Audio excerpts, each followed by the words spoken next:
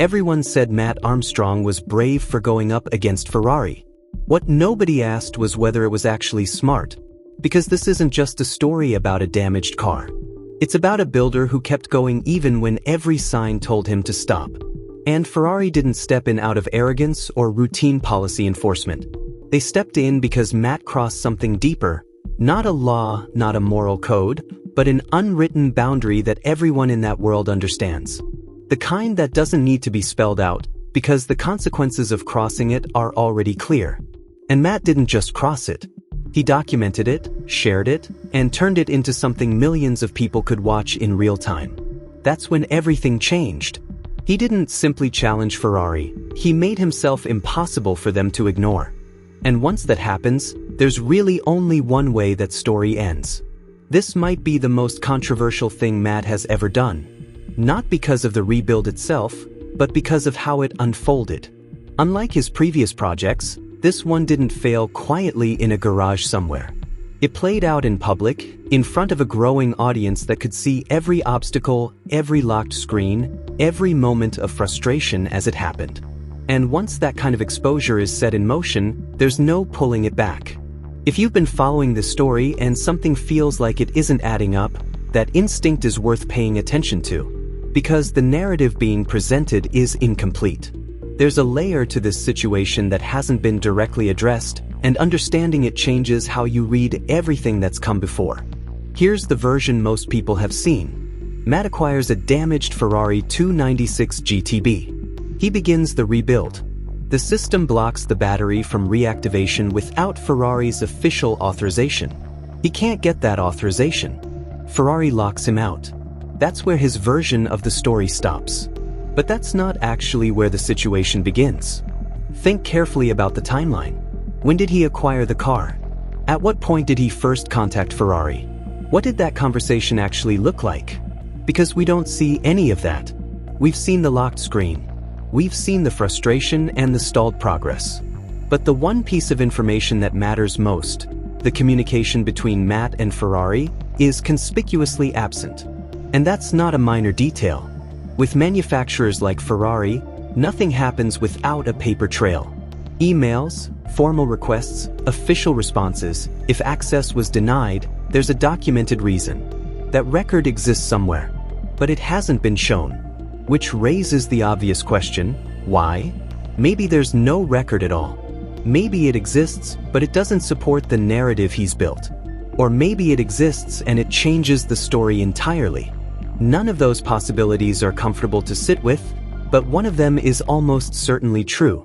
And then there's how this whole thing started, because before Ferrari ever got involved, Matt was already working through the car using third-party diagnostic tools. Not official systems, not manufacturer-approved software, but independent tools specifically designed to work around the restrictions that manufacturers like Ferrari put in place.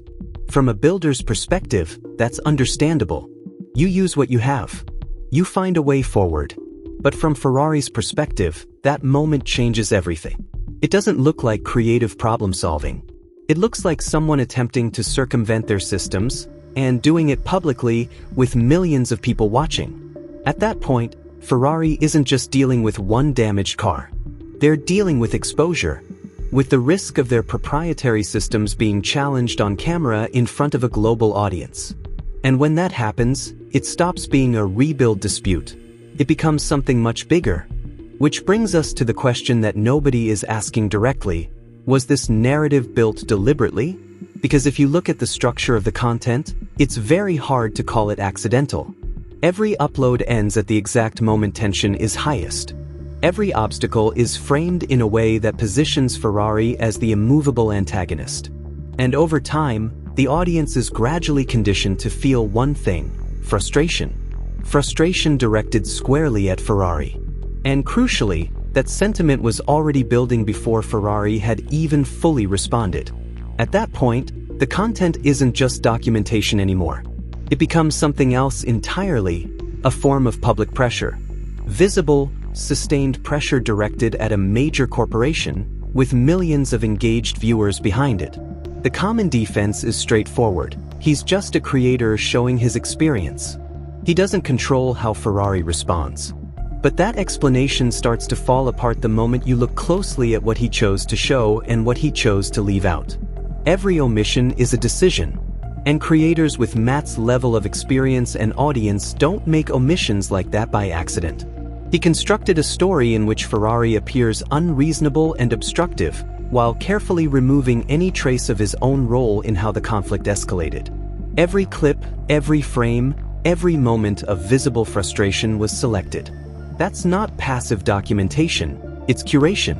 And curation at this scale carries consequences that don't reveal themselves immediately, because what happened next shifts the story once more. Reports began surfacing, right as Matt's rebuild was playing out publicly, that Ferrari wasn't simply reacting to his situation. They were allegedly developing their own modified 296 GTB behind the scenes. If that's accurate, and there's enough credible signal to take it seriously, then the timing of the software lockout looks completely different. Suddenly, it's not about bruised corporate ego or rigid policy. It's about protecting something they were already building, controlling a narrative they had a direct stake in. And that reframes every moment we've seen so far. Most people also miss the financial dimension entirely. This isn't an abstract dispute. It's a car worth hundreds of thousands of dollars, frozen mid-rebuild. Matt has invested in parts, tools, diagnostics, and months of labor. Every week the car sits disabled is money draining away. But the public documentation doesn't just fail to help. It actively makes the losses worse. Every clip posted strengthens Ferrari's position. The audience he may have been counting on to generate leverage has, in a very real sense, become part of the trap. And the consequences extend far beyond this one car. This situation is being watched, not just by Ferrari, but by every major manufacturer with proprietary systems and something to protect: Lamborghini, Porsche, Bugatti, and others.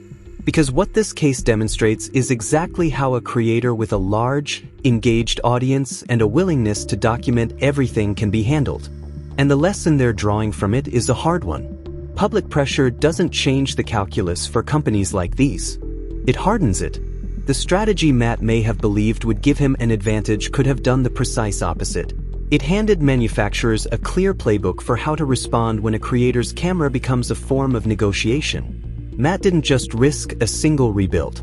He may have reset the terms for how creators and manufacturers interact for years to come.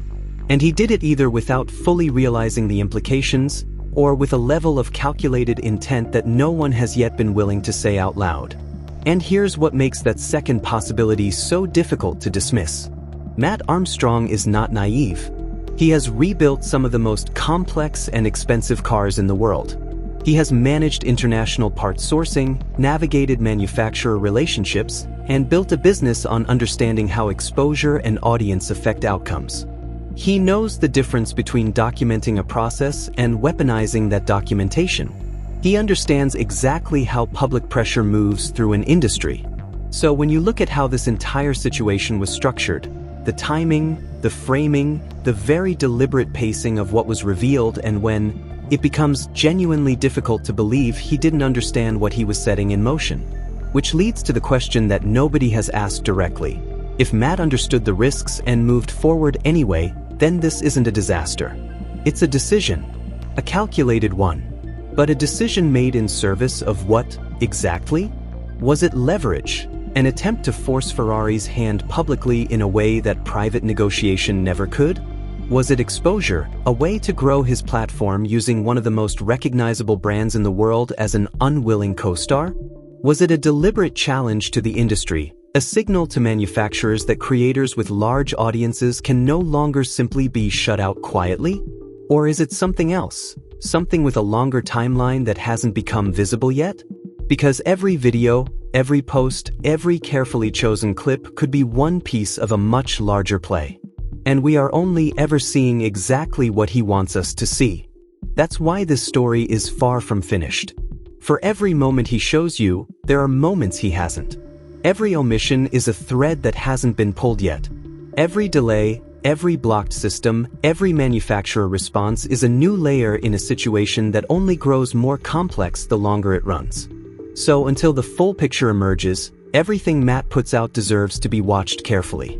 Not just for what it shows, but but for what it keeps hidden. Matt Armstrong didn't just run into a locked Ferrari 296 GTB. He may have deliberately engineered a public conflict in a way that reshapes the relationship between creators and manufacturers for years to come. What looks like a disaster on the surface might be the most calculated move he's ever made. And we're still only seeing the beginning of what it costs, and what it was always meant to achieve.